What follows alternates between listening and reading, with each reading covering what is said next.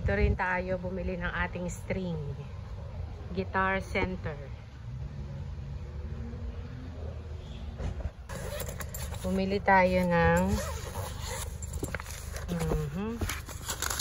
bagong string.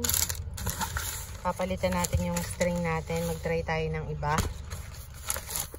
Ilibangan natin. Hindi ko alam kung maganda yung string pero try natin. Bumili tayo ng pangpahid.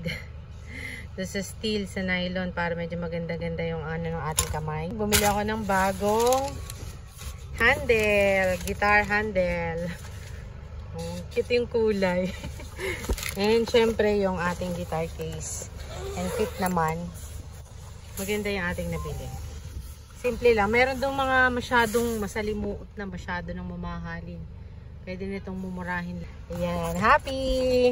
Ako magkakabit ng aking guitar. Tingnan natin kung kakayanin ko. Pag hindi, babalik natin yung ano. Thank you so much!